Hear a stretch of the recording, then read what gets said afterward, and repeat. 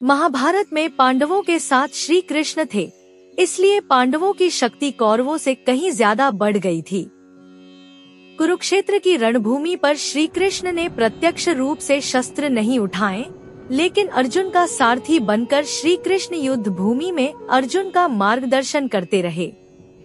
दूसरी तरफ कौरवों के साथ श्री कृष्ण की नारायणी सेना थी। भीष्म जैसे और भी कई योद्धा कौरवों को शक्तिशाली बनाने के लिए काफी थे, लेकिन अक्सर मन में यह सवाल उठता है कि जो भीष्म हजारों योद्धाओं पर अकेले भारी थे, तो पांडवों के सामने उनका बल आधा कैसे रह गया?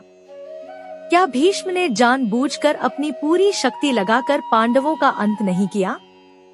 या फिर कैसा कौन सा कारण था जिसकी वजह भीष्म पांडवों का वध नहीं कर सके? महाभारत में इससे जुड़ी एक कहानी मिलती है। महाभारत की इस कहानी के अनुसार दुर्योधन की एक गलती की वजह से महाभारत का पूरा खेल पलट गया था। आइए जानते हैं महाभारत की वो कहानी। कौरवों के प्रधान सेनापति भीष्म 10 दिनों तक पांडव सेना पर भारी पड़े थे। भीष्म इतने निपुण योद्धा थे कि एक ही दिन में हजारों सैनिकों को मौत के घाट उतार दिया करते थे, लेकिन दुर्योधन भीष्म पितामह से खुश नहीं था, क्योंकि कहीं न कहीं उसे ऐसा लगता था कि भीष्म जानबूझकर पांडवों का साथ देते हैं और उन्हें मारना नहीं चाहते। यही सोचकर दुर्योधन को भीष्म से सीधे बात करने का विचार आया। यही सोचकर दुर्योधन भीष्म के शिविर में पहुंचा। दुर्योधन भीष्म के पास पहुंचा तो भीष्म चिंतनशील होकर शिविर में बैठे थे। यूं आधी रात को दुर्योधन को अपने शिविर में प्रवेश करते देख भीष्म हैरान हुए। उन्होंने दुर्योधन से शिविर में आने का कारण पूछा तो दुर्योधन ने गुस्से में कहा, पितामह, आपके अन्याय के कारण मैं आधी रात को आपके शिविर में आने के लिए विवश हुआ हूँ। आप अगर पूरी कर्तव्य निष्ठा के साथ पांडवों के साथ युद्ध करते तो शायद मुझे यहाँ नहीं आना पड़ता। 10 दिन हो चुके हैं, लेकिन आप अभी तक पांडवों को पराजित नहीं कर पाए हैं। मुझे तो लगता है कि आप केवल लड़ने का अभिनय कर रहे हैं। आपको आज भी पांडवों से प्रेम है और आप मेरे खेमे में रहते हुए भी मेरे शत्रु बने हुए हैं। दुर्योधन के मुख से ऐसी बात सुनकर भीष्म बहुत दुखी हो गए। दुर्योधन के मुख से कटु वचन सुनकर भीष्म को हस्तिनापुर राज्य के प्रति अपनी कर्तव्य निष्ठा का एक बार फिर से स्मरण हो गया।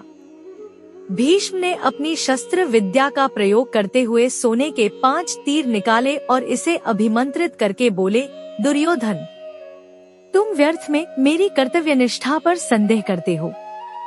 मैं कल एक ही दिन में 5 पांडवों को इन बाणों से समाप्त कर दूंगा।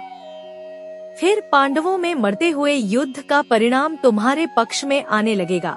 भीष्म पितामह की बात सुनकर दुर्योधन प्रसन्न हुआ, लेकिन फिर भी उसके मन से संदेह नहीं गया। दुर्योधन भीष्म की बातों को सुनकर प्रसन्न तो हुआ, लेकिन खुद छलकपट में माहिर रहे दुर्योधन को भीष्म की बातों में भी छलकपट ही नजर आया।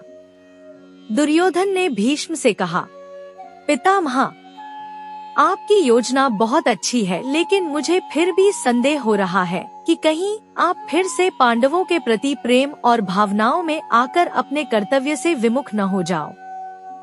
मुझे संदेह है कि युद्ध के अंतिम पलों में जब आपके पास पांडवों को मारने का पूरा अवसर होगा, तो आप अपने बाणों को रोक सकते हो।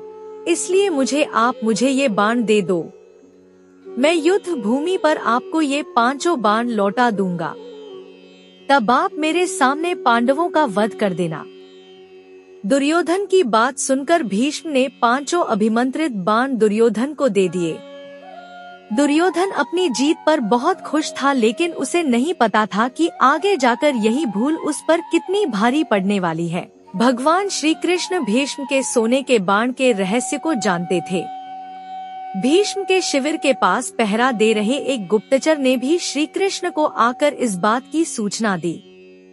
इस बात को सुनकर श्री कृष्ण तुरंत ही अर्जुन के शिविर में पहुँचे और उसे पूरी घटना बताई।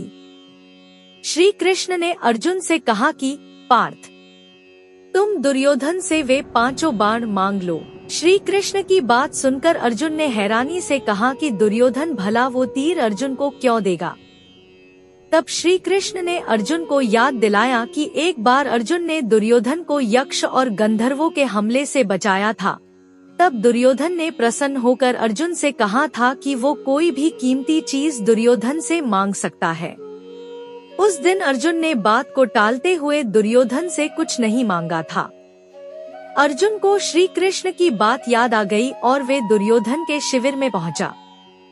अर्जुन ने दुर्योधन से वही 5 बाण मांगे, लेकिन दुर्योधन ने अर्जुन को मना कर दिया। तब अर्जुन ने दुर्योधन को उस घटना को याद दिलाते हुए अपना क्षत्रिय धर्म निभाने के लिए कहा। ये सुनकर दुर्योधन ने 5 बाण अर्जुन को दे दिए।